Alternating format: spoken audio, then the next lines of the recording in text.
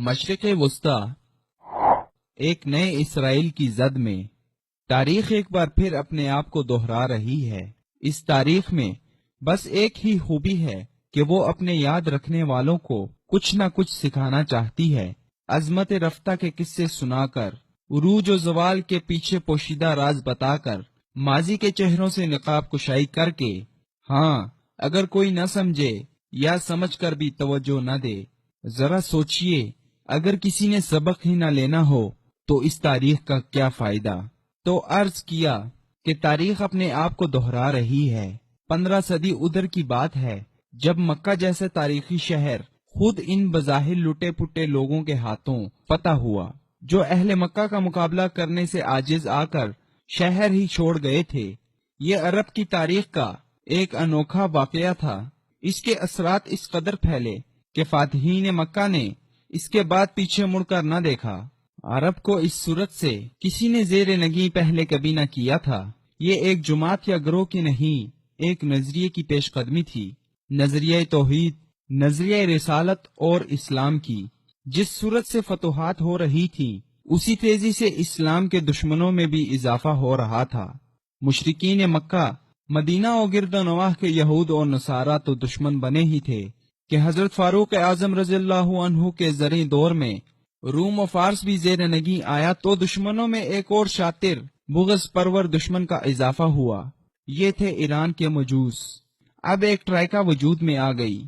سب شکست خوردگان اس ایک ایجنڈے پر متفق تھے کہ کسی طرح اسلام کو پھیلنے سے روکا جائے۔ مجوس کا بغض دو آتشہ تھا تو یہود کا سے آتشہ۔ اسے نبوت کا بنو اسرائیل سے بنو اسماعیل منتقل ہونا پسند نہ تھا، تو ساتھ ہی وہ مدینہ کے اقتدار سے محرومی کا بدلہ لینا چاہتا تھا۔ تیسری طرف وہ خیبر میں اپنی ذلت آمیز شکست کو بھولنے کے لیے بھی تیار نہ تھا۔ ہاں، یہ سارے بدلے چکانے تھے، مگر ابھی خیبر کی مار یاد تھی۔ اس معرکے سے یہود نے ہمیشہ کے لیے یہ سبق سیکھ لیا تھا کہ کچھ بھی ہو، آئندہ کے لیے مسلمانوں سے جنگ کے لیے خود میدان میں نہیں آنا۔ یہودیوں کو یہ بات سمجھ آ چکی تھی کہ اللہ کی تائید ان کے ساتھ نہیں رہی، نہ ہی زمینی حقائق ان کے حق میں ہیں۔ چنانچہ تاریخ اسلام میں خیبر کے بعد یہودی میدان جنگ میں مسلمانوں کا مقابلہ کرنے سے گریز کی پالیسی پر عمل پیرا ہیں۔ اس کا مطلب یہ بھی نہیں کہ اس نے اسلام کی برتری کو تسلیم کیا، بلکہ پہلے سے زیادہ وہ اسلام سے بغض رکھتے ہیں۔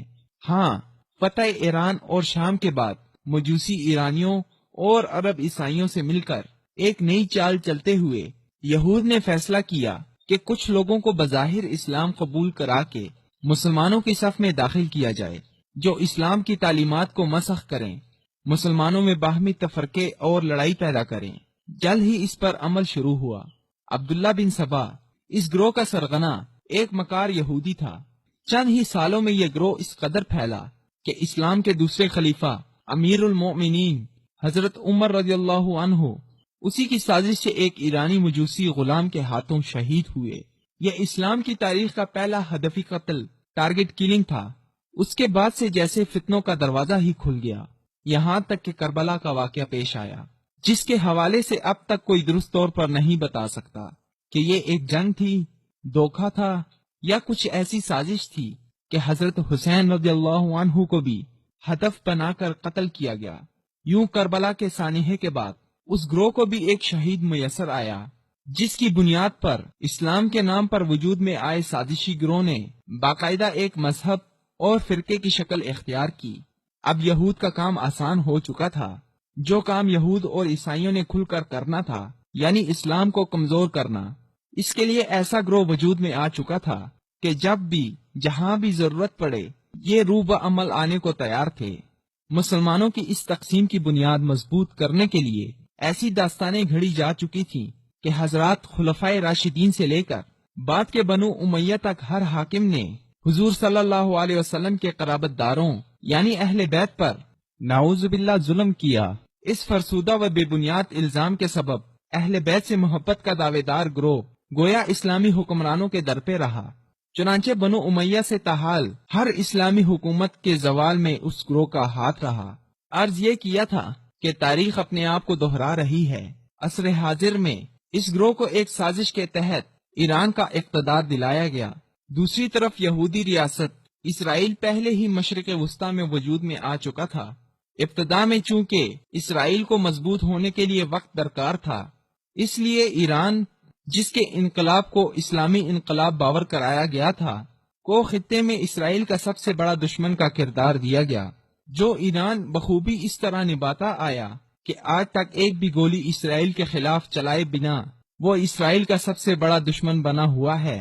سب ہی جانتے تھے کہ افغانستان کے جہاد، روس کی شکست کے بعد دنیا بھر میں پھیلے مسلمان جو اس جنگ میں ٹرینڈ ہو چکے تھے، اگر اسرائیل کا رخ کرتے تو اس کی بینڈ بجا دیتے۔ ایسے میں دوبارہ سے افغانستان پر یلغار، پھر عراق پر حملہ کرایا گیا تاکہ مسلم ممالک عدم استحکام کا شکار ہوں۔ عراق پر قبضہ خمینی کا پہلا خواب تھا، جسے صدام حسین نے ناکام بنایا، اور ایران کے لیے اس کو راہ سے ہٹانا مشکل تھا۔ چنانچہ جھوٹی رپورٹوں کے سہارے اس پر حملہ کر کے پلیٹ میں رکھ کر ایران کو دیا گیا۔ اگر امریکہ کو یقین ہوتا کہ ایران واقعی اسرائیل کا دشمن ہے تو کیا وہ عراق میں شیعہ حکمران لے آتا؟ دراصل یہ سب ایک معاہدے کا حصہ ہے۔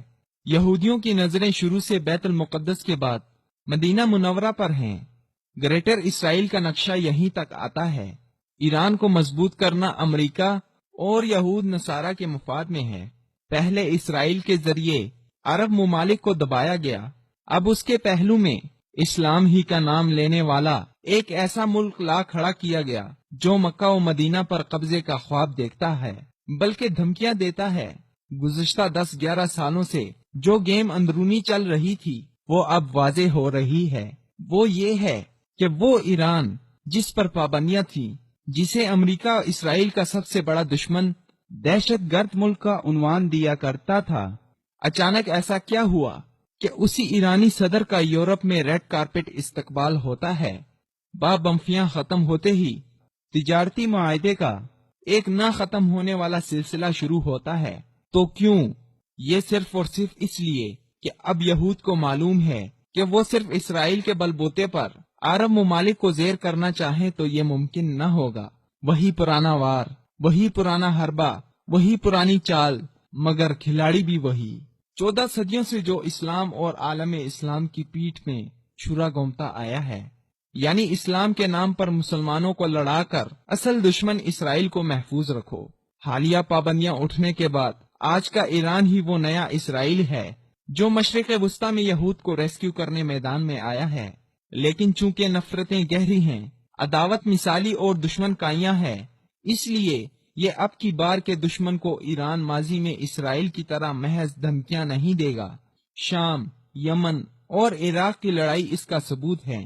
30 سال سے لاکھوں فلسطینی مسلمانوں کی شہادت پر اسرائیل کے خلاف حرکت میں نہ آنے والی ایرانی فوج باقاعدہ شامی مسلمانوں سے اور یمن میں عرب اتحاد سے آخر کیوں برسر پیکار ہے؟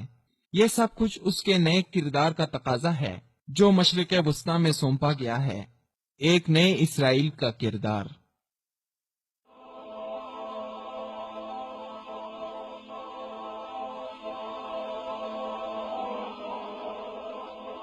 ایمان کی کرن، ہدایت کی شمع، وصال اردو۔